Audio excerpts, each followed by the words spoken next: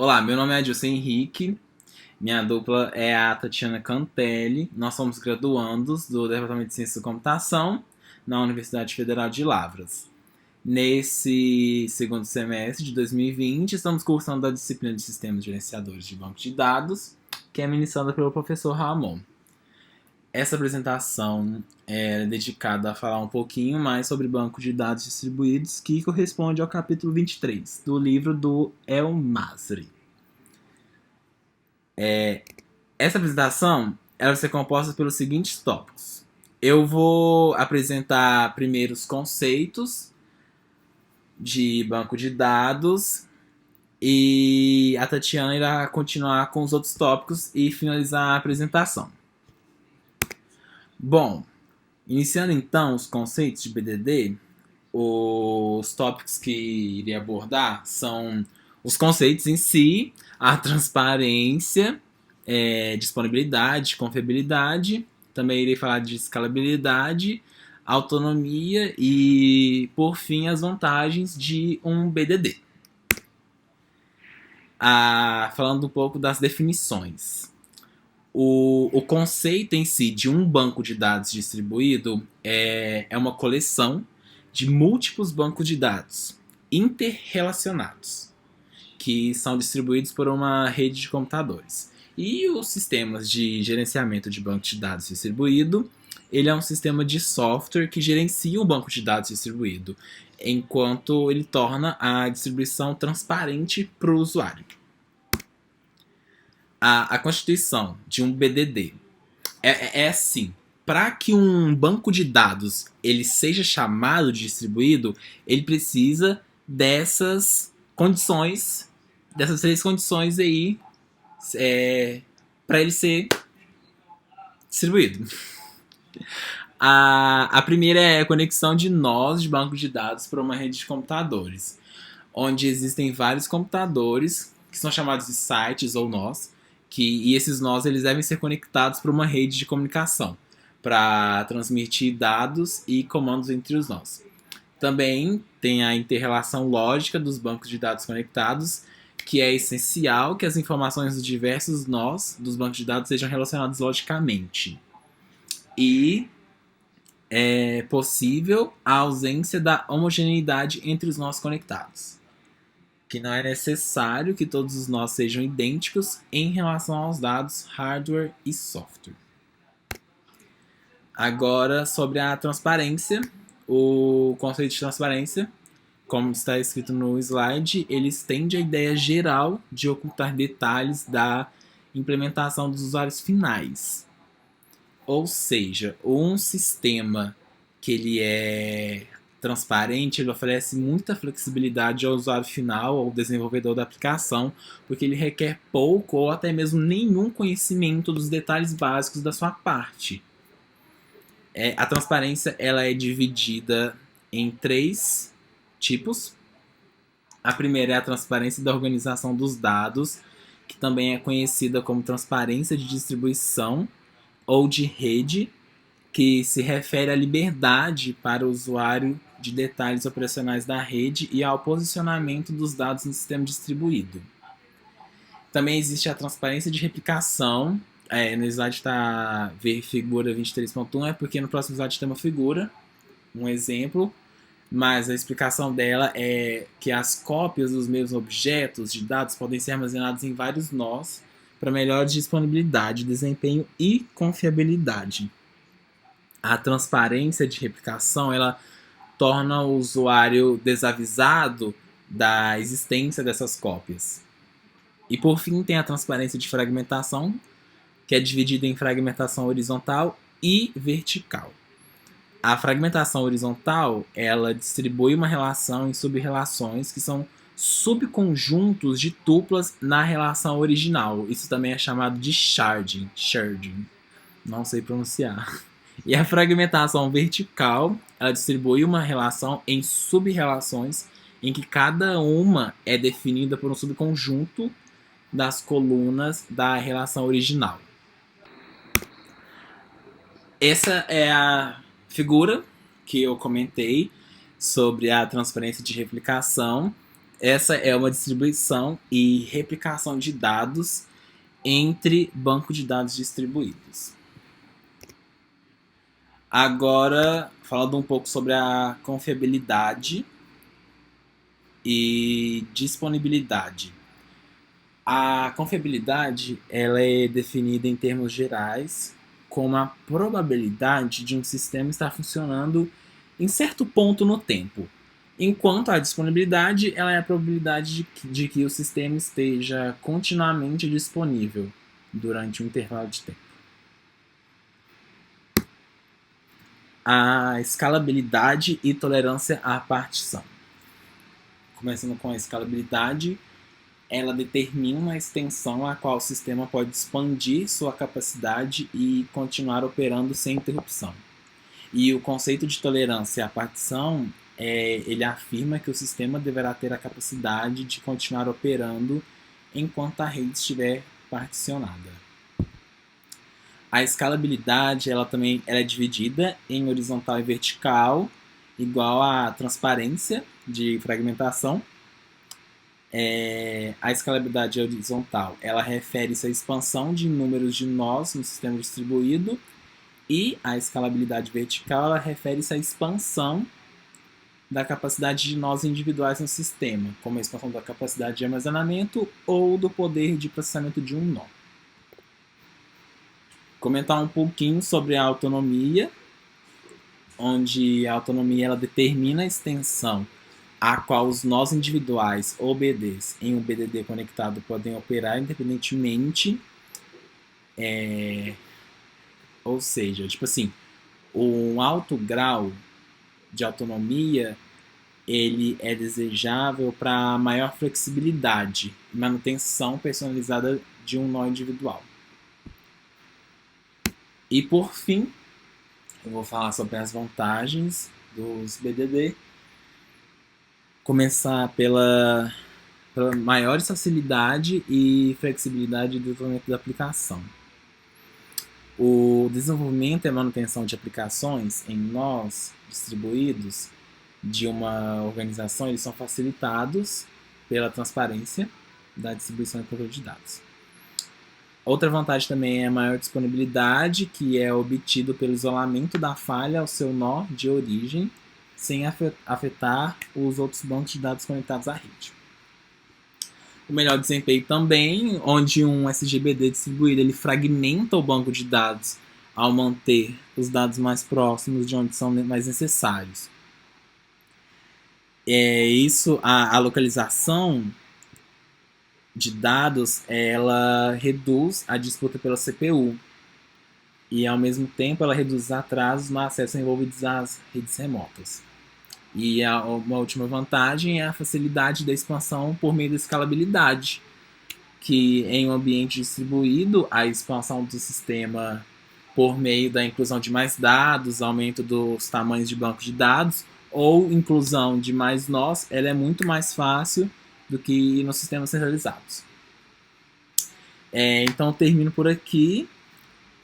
Agora eu passo para a Tatiana continuar a apresentação. Muito obrigado. Muito obrigada, Dilson. Bom, eu vou iniciar aqui então falando sobre as técnicas de fragmentação, replicação e alocação. Quando a gente fala dessas técnicas, a gente tem que ter em mente que todas elas são utilizadas durante o processo de projeto do banco de dados. E essas informações elas ficam armazenadas em um diretório geral e aí ela pode ser acessada pelas aplicações, do sistema de gerenciamento conforme a necessidade. Então, eu vou iniciar falando um pouquinho sobre a técnica de fragmentação de dados. Para a gente entender a fragmentação de dados, a gente precisa entender o conceito de fragmento. Um fragmento nada mais é do que uma unidade lógica que é gerada durante o processo de divisão do nosso banco de dados. E esse fragmento ele pode ser armazenado em um determinado nó aí do nosso sistema. Então, essa unidade lógica mais simples que nós temos dentro do contexto aí, de banco de dados relacional, são as nossas relações. Então, eu coloquei aqui um exemplo do próprio livro. A gente pode pegar aqui toda essa relação de funcionários e armazenar ela num determinado nó. Então, se eu pegar cada uma dessas relações aqui, eu posso colocar funcionário, departamento, projeto, trabalhar em, dependentes, cada uma dessas relações em um nó, né? Cada uma definida em um nó. Isso é um tipo de fragmentação. Então, eu peguei a relação inteira e coloquei em um determinado nó, mas existem outros tipos de fragmentação, que é a fragmentação horizontal ou sharding, fragmentação vertical e fragmentação mista. A fragmentação horizontal, ela gera um fragmento horizontal ou um shard, que é um subconjunto de tuplas de uma relação. Para entender um pouquinho melhor esse agrupamento de linhas, o que eu tenho aqui? Eu trouxe um exemplo em que eu estou particionando relações por departamento. Então, eu tenho aqui a nossa relação de departamento e quando eu vou olhar na minha tabela, eu tenho aqui 3 departamentos, né? Pesquisa, administração e matriz. Então, a partir dessas informações, eu vou vir aqui em funcionário e eu vou fazer uma partição. Eu vou pegar todos os funcionários que estão contidos aqui no departamento de pesquisa e colocar em um fragmento. Todos os funcionários contidos no departamento de administração, eu coloco em outro. Todos os funcionários contidos na matriz, coloco em um outro nó. Com isso, eu gerei aí, no caso, 3 fragmentos. Então, desse contexto, eu posso fazer a mesma coisa para projetos. Então, eu posso gerar aqui também, né, projetos, cada um deles alocados em um departamento. Então, com isso, o que eu tenho aqui? Eu gerei, no caso de funcionários, 3 fragmentos horizontais na relação de funcionários, em que cada fragmento contém todos os registros de funcionários vinculados aí a um determinado departamento. Então, cada shard desse é uma partição horizontal que contém esse subconjunto aí, né, que forma o conjunto total de dados. A fragmentação vertical, ela já se baseia no contexto de colunas. Então, aqui a gente não precisa pegar todos os atributos da tabela, igual a gente fez ali na horizontal. Aqui a gente pode escolher quais a gente deseja. Só que para isso a gente precisa incluir uma chave primária para garantir a comunicação entre os fragmentos. Eu vou mostrar um pouquinho melhor como funciona. Eu peguei aqui a relação de funcionário e vou fragmentar ela em 2 pontos. Um fragmento que vai conter as informações pessoais e um outro fragmento contendo aqui informações relacionadas ao trabalho. Então, eu coloquei aqui de laranja os fragmentos, né, das informações pessoais e em verde o fragmento das relações de trabalho. Contudo, eu preciso de um atributo, que no caso aqui eu peguei a minha chave, né, o CPF, e coloquei o CPF para ser um atributo tanto contido no fragmento de informações pessoais, quanto no fragmento de informações relacionadas ao trabalho, porque é esse atributo que vai me permitir futuramente reconciliar, né, reunir esses dados aí e montar minha relação novamente. Então, esse fragmento acaba sendo, né, esse atributo acaba sendo importante para isso, para eu poder unificar esses fragmentos depois. A fragmentação mista nada mais é do que uma mistura desses 2 tipos de fragmentação que eu mencionei. Então, lembra que no primeiro, no fragmento horizontal, eu gerei 3 fragmentos e agora no fragmento vertical eu gerei 2? Então, se eu juntar os dois, eu vou criar 6 fragmentos. Então, aqui nós temos a tabela que geraria aí uma fragmentação mista. Então, onde eu poderia separar tanto, né, no contexto de fragmentação vertical, quanto aqui no contexto de fragmentação horizontal. Bom, nesse contexto ainda de fragmentação, nós temos alguns conceitos. Um deles é o esquema de fragmentação, que nada mais é do que um conjunto de fragmentos que pode incluir todos os atributos e tuplas do banco de dados e que esses fragmentos podem ser reconstituídos e com base neles a gente aplica, né, algumas sequências de operações e remonta, digamos assim, o nosso banco de dados original. Além disso, nós temos um esquema chamado de esquema de replicação. Alguns desses fragmentos eles podem estar armazenados em mais de um nó. Se isso acontecer, a gente tem a replicação. E o esquema de replicação nada mais é do que o esquema que descreve a replicação desses fragmentos. Para a gente entender um pouquinho melhor, então, vou falar sobre replicação. Replicação é a manutenção de réplicas, ou seja, cópias desses fragmentos em vários pontos da rede, em vários nós. Então, nós temos vários tipos de replicação. A gente pode replicar o banco inteiro, então eu pego o banco todinho aqui, né? Todas as relações dele, replico ele, então é um banco distribuído totalmente replicado.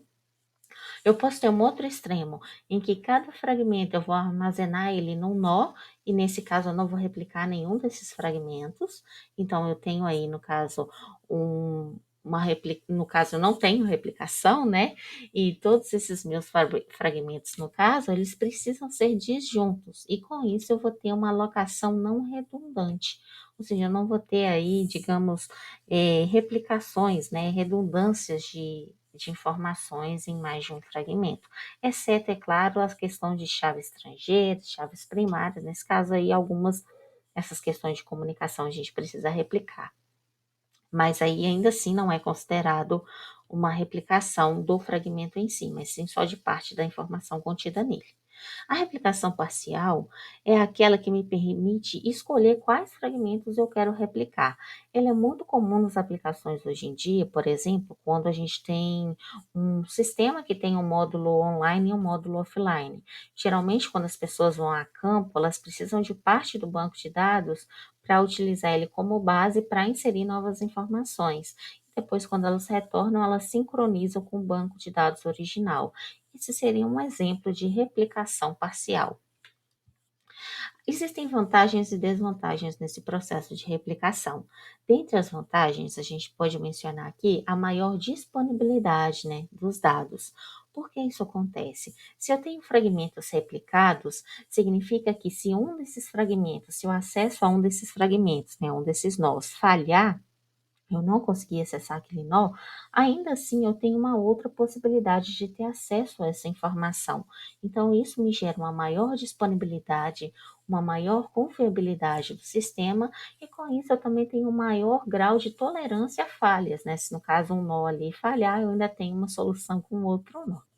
Além disso, eu tenho uma melhoria no desempenho. Por quê? Porque uma vez que eu tenho dois fragmentos, eu tenho dois pontos onde eu posso acessar a informação. E pode ser que um desses pontos esteja mais próximo ao meu cliente que está fazendo essa consulta. Então, a latência nesse processo de consulta é menor, então isso gera, né, um incremento aí desse desempenho. Além disso, tem todo o contexto de balanceamento de carga que pode ser aplicado, e com isso, se tiver uma alta demanda, eu também tenho um melhor desempenho aí nas minhas consultas, atualizações e assim por diante. Com relação à replicação, a gente tem uma desvantagem muito grande que é relacionada à consistência do nosso banco. Uma vez que eu tenho fragmentos em nós separados, uma vez que um desses nós é atualizado, eu preciso atualizar, né, essa informação também no outro fragmento. Então, durante o intervalo de tempo em que eu tenho um fragmento diferente do outro, eu tenho uma inconsistência. Então, eu preciso sempre tentar manter a consistência entre essas cópias. Para isso, eu preciso definir, né, um intervalo de tempo que seja mais apropriado para eu sempre ficar fazendo essas sincronizações, digamos assim, entre todos os fragmentos. Ainda nesse contexto de técnicas, eu vou falar rapidinho sobre a alocação de dados. Cada fragmento, ou cada cópia desse fragmento, né, se houver uma replicação, ela pode ser atribuída a um nó do sistema. E esse processo de atribuir um fragmento a um nó é chamado de alocação de dados ou distribuição de dados. E o esquema de alocação nada mais é do que a descrição de onde cada um desses fragmentos estão alocados, em qual nó esse fragmento está alocado. E aí ele especifica exatamente todas esses detalhes aí para eu poder rastrear onde e quais fragmentos estão alocados em quais nós. Bom, vou falar rapidinho então agora, porque para não exceder muito tempo, os tipos de sistema de bancos de dados distribuídos. Nós temos 4 tipos de sistemas, mas antes de falar deles, vou falar de alguns critérios e fatores que nos levam a essa classificação. O primeiro fator crucial é o grau de homogeneidade do software desse sistema de gerenciamento de bancos de dados. Se todos os servidores usarem um software idêntico e todos os usuários também utilizarem esse mesmo software, a gente tem um sistema, né, digamos assim, homogêneo, um sistema de gerenciamento homogêneo. Caso contrário, se o servidor usar um software, o cliente, né, os usuários usarem outros, a gente teria um caso aí de sistema heterogêneo. Um outro ponto muito importante é o grau de autonomia local. Se não houver, por exemplo, provisão para o nó local funcionar no sistema de gerenciamento de forma independente, ele não vai ter autonomia.